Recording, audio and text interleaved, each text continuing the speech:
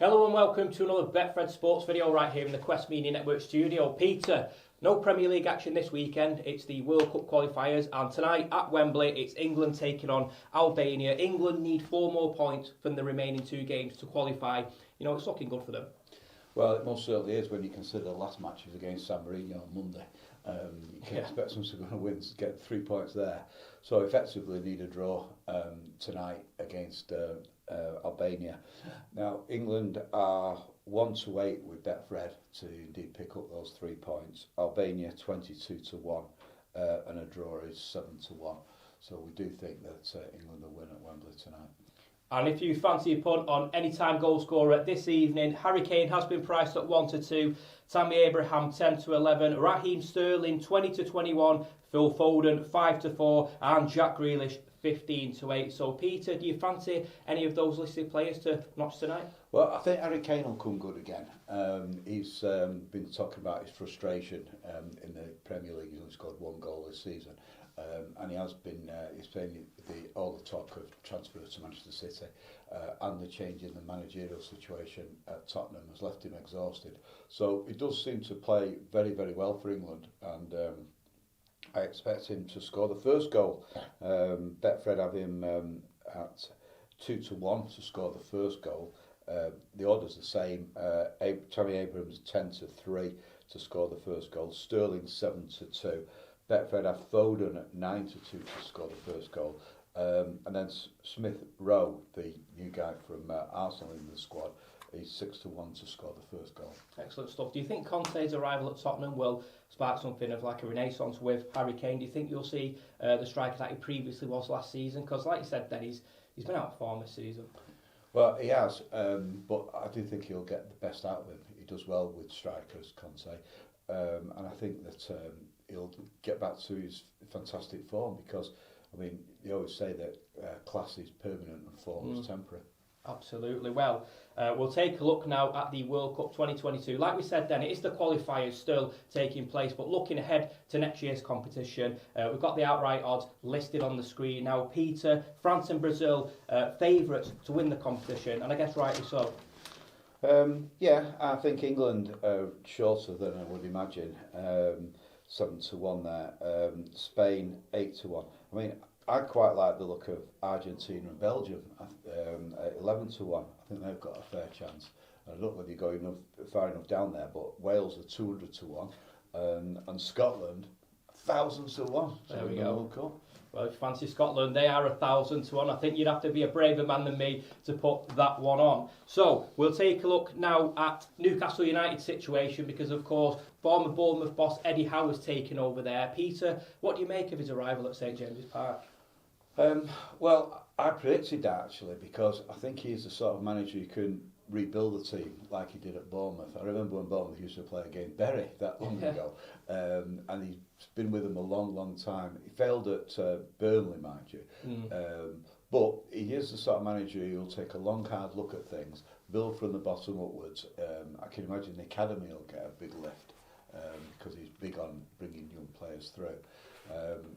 He hasn't necessarily been tested in the transfer market in terms of big money signings, which no doubt a lot of Newcastle fans will be looking for, because he hasn't been a club that can afford to splash out that much. Yep. So that's a weakness in his CV from their point of view.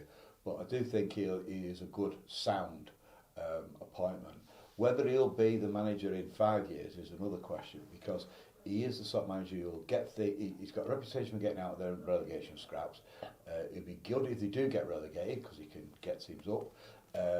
But is he that high grade top 6 world manager who will get them to that higher level? Maybe not. But he has got 3 or 4 years now to 3 years to prove himself, and put himself in that kind of area. I think it's a pressurised job. He's got the January transfer window coming up. He's got to make key signings. He will have a lot of money to spend, but if he spends this money and they still struggle and even get relegated to the Championship, you know, it can't look good for him. Do you think the owners, with all the money they've got, do you think they persist with how if he was to get them relegated, or do you think they give someone else a chance to bounce straight back up? I think they'll persist with him for the length of his contract. They're determined to make the right impression as well in football in this country. Yeah. They won't want to get any stick for being hire and fire outfit. So I think he will get the length of his contract. And frankly, I think he'll stabilise the club, get them to halfway up the league this year, avoid relegation, and then build on that. And I can't even see them spending that much in the window that's coming up in January, because there'll be premiums on any move that Newcastle make. I think he'll bring some players in, Jesse Lingard for one, and I think they need a new keeper, and then they'll build from that. Do you think that would be a good move for Lingard, as we saw when he was at West Ham? You know, he was thriving under David Moyes. Do you think he'd do the same up in the North East? I do. I think he's a lively fella who'll get stuck in, and there's always a goal in him. Yep, there certainly is. Well, we'll look towards the Midlands now, where Aston Villa have appointed former Rangers boss Steven Gerrard. Do you think that's a good move for him? I think that's a very, very risky move for him, because if he doesn't make it at Aston Villa, that's bang goes his chances of being the Liverpool manager, which clearly is his end game. He wants to take over from Klopp long term. So it's risky, but he is the sort of guy who will have thought this through. He's probably realised that he's gone as far as he can with Rangers, and Rangers is limited in terms, not their ambition, the club, because it's a massive club, etc., but it's how far they can go. Are they going to win the Champions League? Answer, never.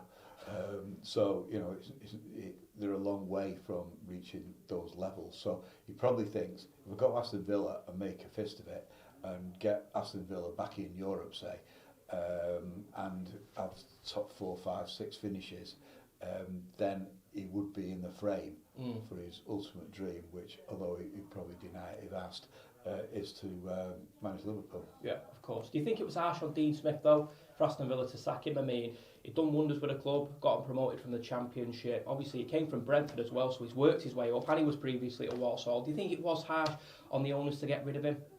Yeah, I do. I think it was very harsh. They could have at least given him to the end of the season, because Aston Villa weren't doing that badly. They were on a bad run, but they were a half-decent team. He was probably forced to sell Grealish as well, and built his team around one individual player, which is always risky because he could have got injured as well. And it was a harsh decision, that. But again, it's the ambition of the club. They probably think that they want a manager who's going to take them to the next level. I mean, it always strikes me as being odd that the so-called second biggest city in London, although I would say it's Manchester, of course, has never really, in 10 years, produced a club that competes at the top of the Premier League. No. It's very, very odd. Aston Villa's the most likely, and the owners clearly think that Gerrard will take them to this higher level. Yeah, absolutely. Frank Lampard, he's set to move to Norwich. Do you think that'd be a good move for him?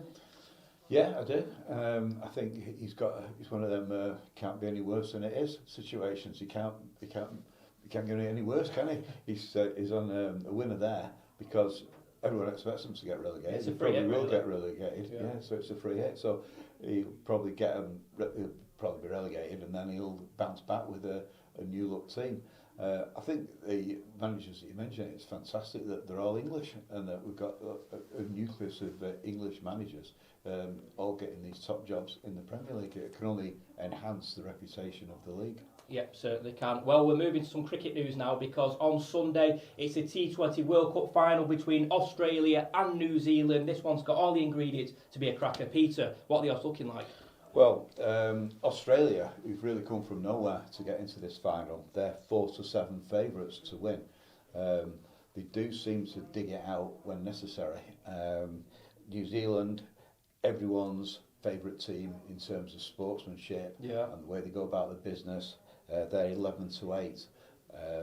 But this tournament has proved to me yet again, when it gets to the knockout stages and the business end of it, how it's always the team that bats second that wins effectively. So that toss will be absolutely vital on Sunday afternoon. Who'll win that? because Australia, I didn't think they beat Pakistan, yet they did. They came from, it was just phenomenal batting. Yeah.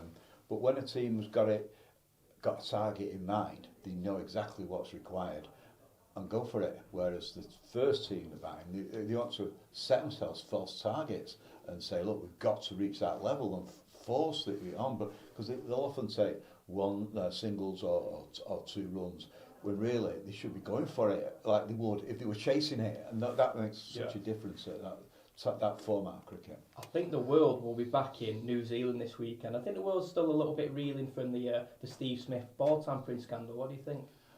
Well, I don't think people in this area particularly liked the Australians at cricket. So they were already on a bit of a downer with them, and then when that happened, it just epitomises it. But they have, I mean, I won New Zealand. I saw that against England there was a run on, and he sort of collided ever so slightly with the bowler, and he just stops and said, "Oh no, we're not having a run for that," because it was just fair play, and you've got to recognise that they didn't even kick off when they lost that World Cup 50s match with us. They even though they could have done, because there's quite a few controversies, they just accepted it. They're just decent people. I think it's about time cricket had some kind of lively activity, a bit of controversy. It's always been seen as this boring game to the outsiders. I love it, but I think it could do with a bit more excitement. Well, it's not to get excitement with the Australians, who's got some controversy brewing, but they don't look like they're enjoying themselves. I'm sure they are. There's not any smiles amongst them, is there, when they're playing? They just go about it in this ruthless Australian win at all costs sort of way, and it is paying off. I mean, I didn't even expect to get in the top 4 for the semi-finals, but they've sneaked in there, and now they're favourites to win it. Absolutely. Well, T20 final on Sunday, Australia against New Zealand, very exciting, and there's also excitement for one of your big winners this week, Peter. Tell us a bit about that. Yeah, this is a guy who's 62 from Tyne Weir. He had a £2 Lucky 15 bet, and he won, what was it now? Well, he had one horse that drifted from 25 to 1 to 80 to 1, and that boosted his winning total to £37,000, because under Betfred's promotion, if a horse, we give guaranteed the best starting odds. So he backed this particular horse at 25 to 1. It's called Kashami. Anyway, it actually won at 80 to 1. Of course, we paid it 80 to 1. Right. So that affected his ACCA so much that it was boosted by 37,000. No, it was boosted by 28,000 on a 37,000 win. So if it hadn't been for us having that promotion, then he would have only won about £10,000, but he won, in fact, 37,000. So I've been asking him about it, and he said that it was he'll have the best ever Christmas, and he's planning to go to New York on his holidays next year. Brilliant stuff. Hope he enjoys it. £37,000, that could be you. But as I always say, you've got to be in it to win it. Now, just finally, we'll take a look at Strictly Come Dancing, because it does continue tomorrow night. That's Saturday night. And as you can see on the screen, these are the outright odds for the event. Well, it's been great speaking to you once again, Peter. And if you do fancy a punt on England against Albania this evening, Betfred stores are now open, but you can also bet online and via their app.